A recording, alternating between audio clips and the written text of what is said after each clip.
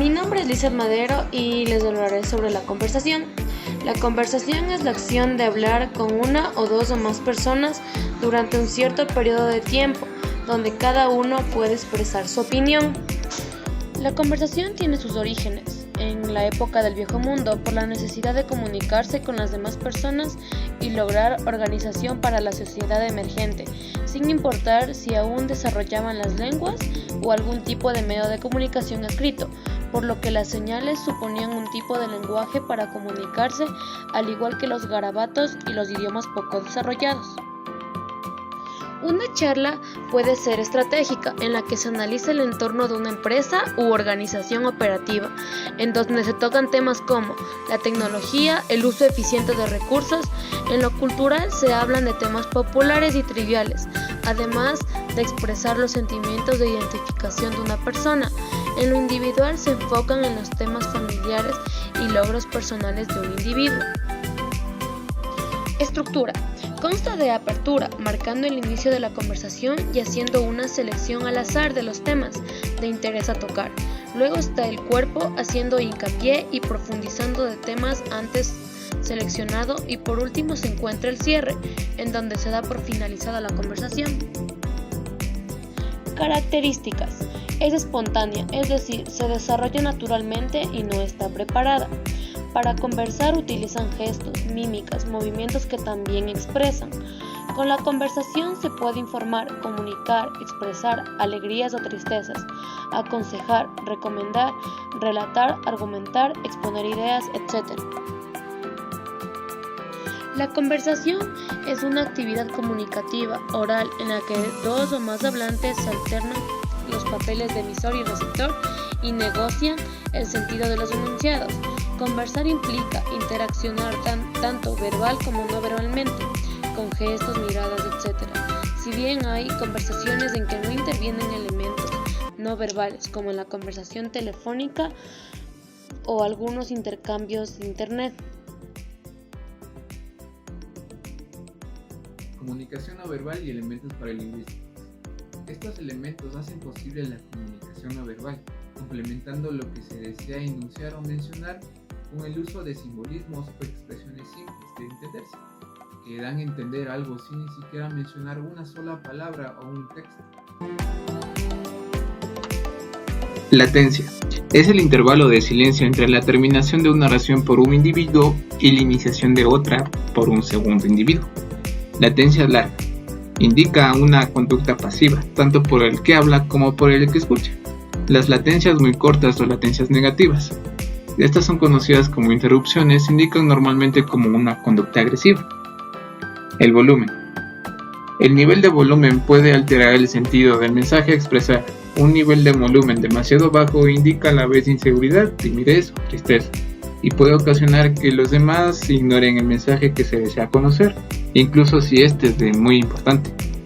Por otra parte, hablar muy alto sugiere ocasionalmente agresividad, altivez y produce molestia a los que la escuchan. Velocidad. El llevar un hablado rápido o lento genera el mensaje distintivo en el discurso. Un habla demasiado lenta tiende a aburrir a las personas que lo escuchan, ya que produce la sensación de pereza o desinterés.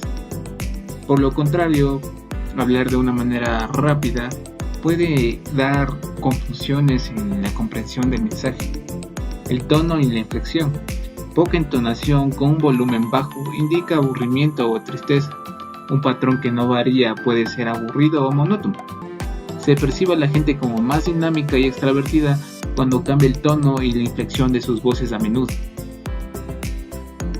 En definitiva, de todas las variaciones podemos decir entre dos: variación elevada, la cual es agradable, activa, contenta y sorprendida, y la baja variación, la cual es deprimida o desinteresada.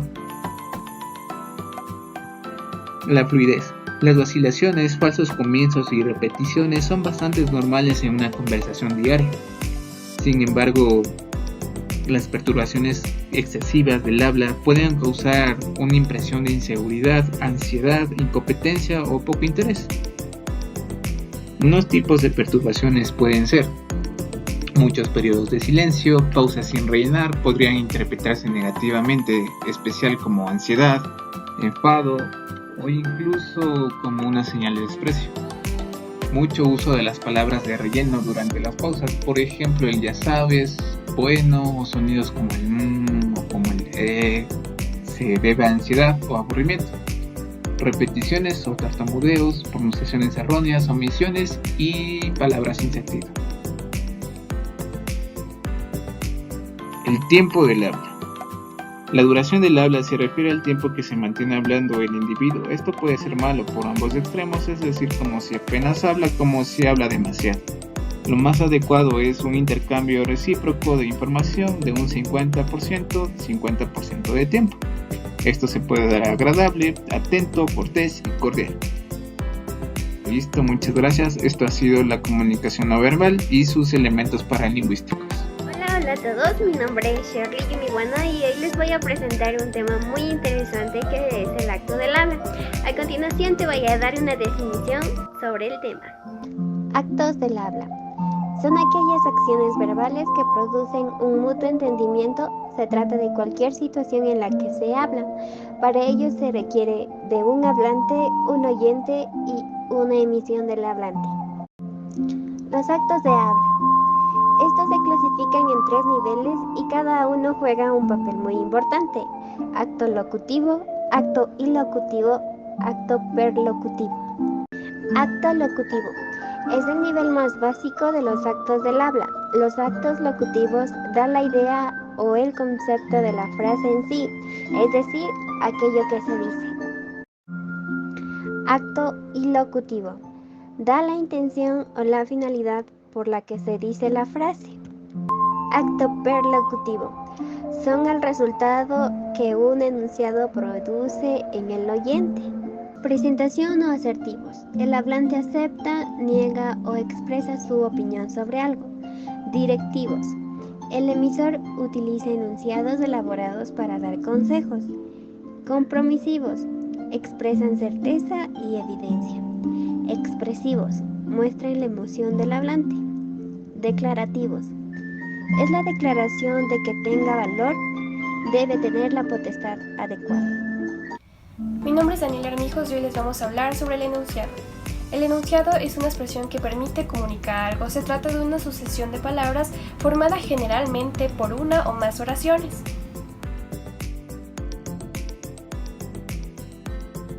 En el terreno específico de la lingüística, un enunciado es una secuencia con entonación propia, sentido global y el valor de la comunicación. Esto quiere decir que el enunciado por sí mismo alcanza para transmitir aquello que se pretende expresar. Los enunciados relativos son expresiones lingüísticas mediante la cual el hablante realiza lo que dice estar realizando. Lo que hace es realizar un acto, el acto de prometer y crear un nuevo estado de cosas, una promesa. Características. Es una oración declarativa. Va en primera persona del singular del presente indicado. Ejemplo, le pido disculpas. O otro ejemplo, estoy comiendo. Los enunciados constativos son aquellos que describen un estado de cosas de la realidad y pueden caracterizarse como verdaderos o falsos. Tienen un carácter descriptivo. Ejemplo, está lloviendo, está soleado, la maestra es estricta, no aprobé un examen. Hola. Yo les voy a hablar acerca de los enunciados interrogativos. ¿Qué son estos enunciados?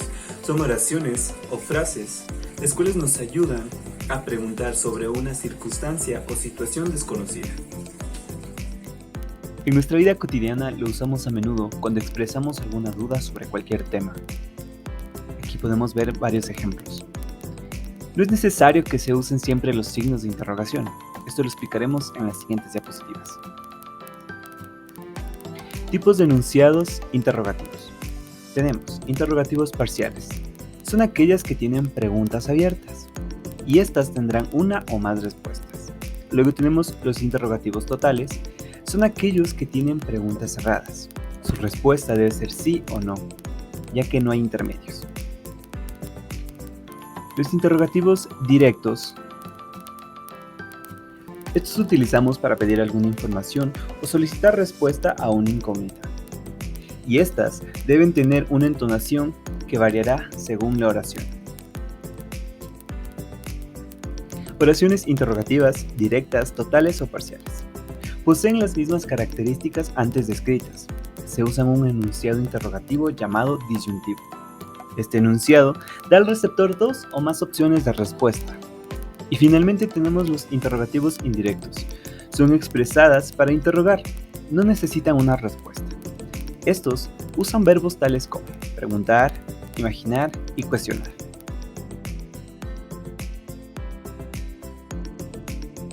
Se denomina como teoría de infortunio al acto de habla que se da a través de un enunciado realizativo, empleado de manera inadecuada, y esto se convierte en un infortunio. Infortunios son las diversas maneras en que una emisión realizativa puede ser insatisfactoria.